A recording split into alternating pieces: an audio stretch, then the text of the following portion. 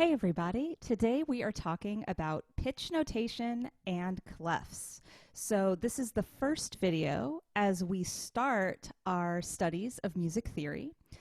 We're considering music as a language, and before we can dive into its nuances, we first need to learn the basic building blocks or alphabet of this language. And so I've created some slides today to share with you.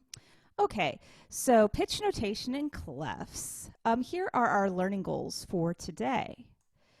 The first thing is we're going to learn what clefs are, how to identify them. Basically, they are symbols that are used at the beginning of a piece to show the range and basic pitch range of the notes that we will be encountering. We're also going to learn how to identify note names on the staff based on the clef that we are in.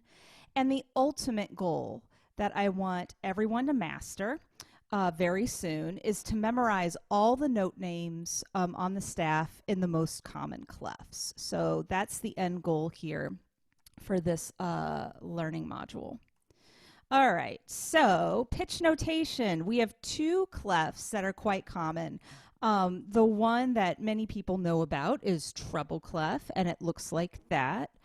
You'll notice that the little curly Q in the middle of the clef here kind of curls around this line here. Some people call it a G clef because this line is the pitch G.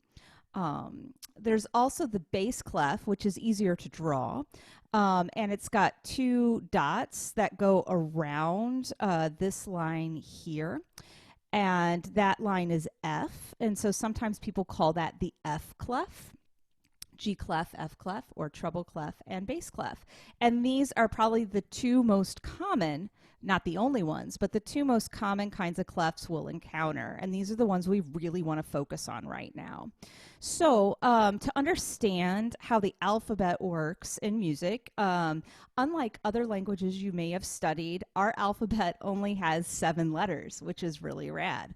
A through G. Once you get to G, we go back to A again. So I'll show you a little bit about how this looks in treble clef. So you can see the A here, A, B, C, D, E, F, G. If we were to extend this to the next note, it's not going to be H, but A. All right. And you'll see that all these notes are going upward as the alphabet increases. In bass clef, here's how the orientation works. And you will see that the note, for example, that's on this first space here, which is F, and it sounds like this. When it's written in a different clef, in this case bass clef, here, it's going to sound very different, and we call it A.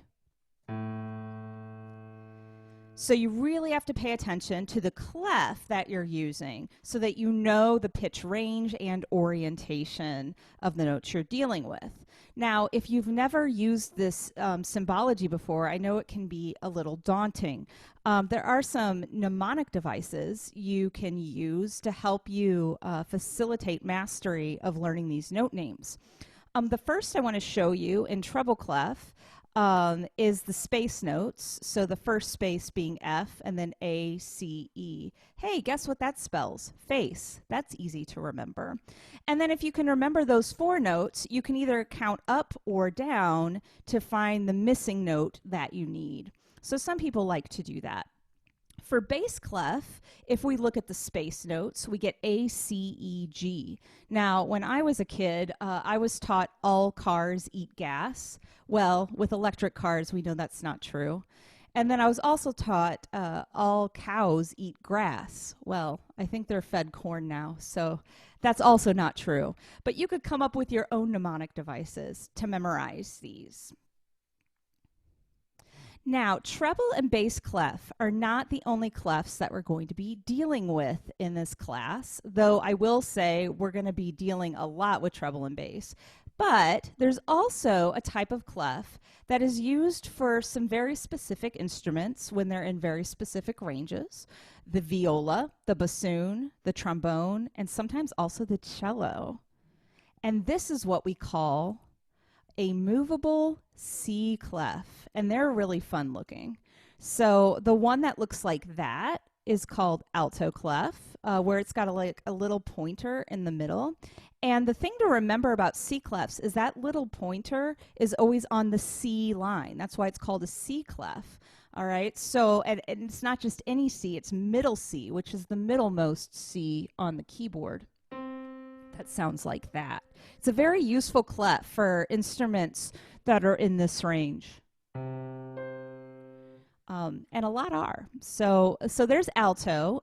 If you shift that symbol up a little bit, we get what's called tenor clef. And again, wherever the pointer is that middle C. And just to be clear, the viola is the one that uses the alto clef. And then whenever the range is appropriate, we'll use tenor clef, sometimes for bassoon, trombone, and cello.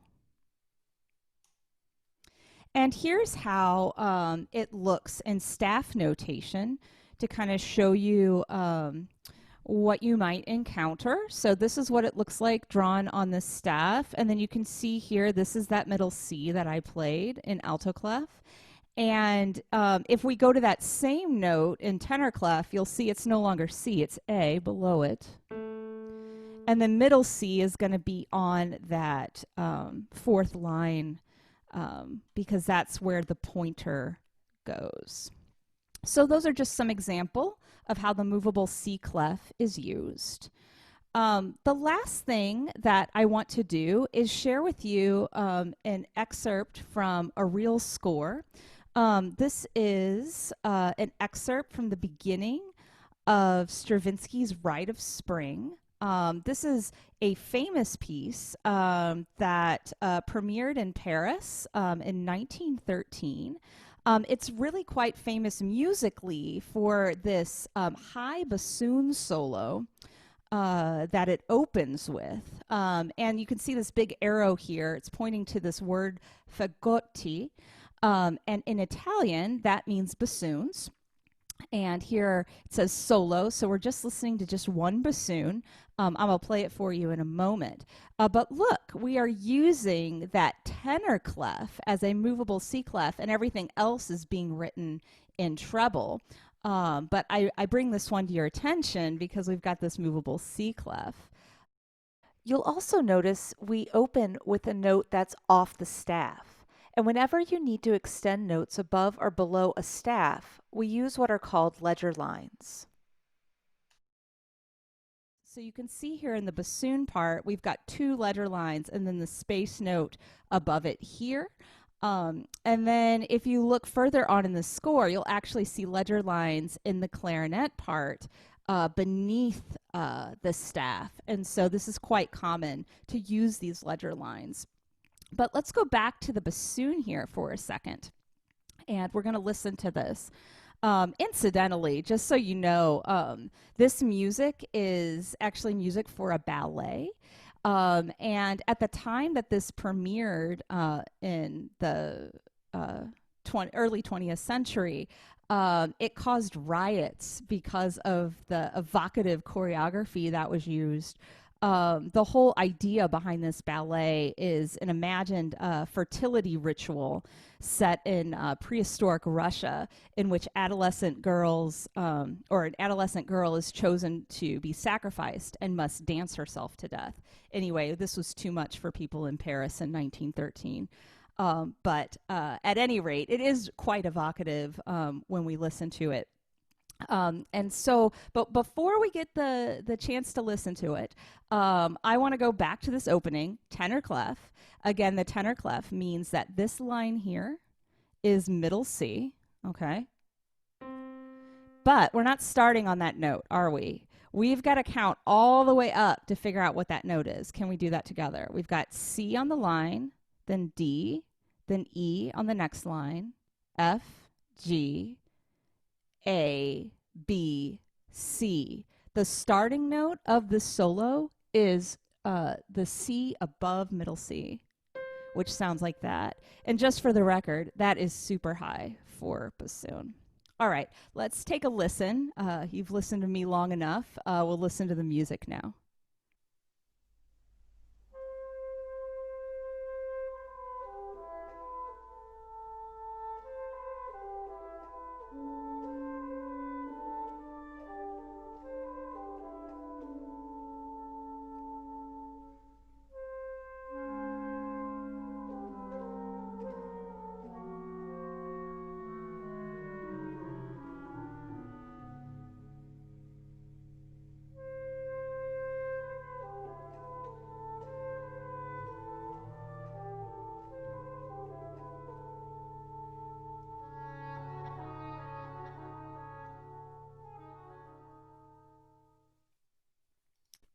Well, there you go, and there you have it. That's our down and dirty, nitty gritty, brief introduction to reading notes on the staff in various clefs. Now go practice.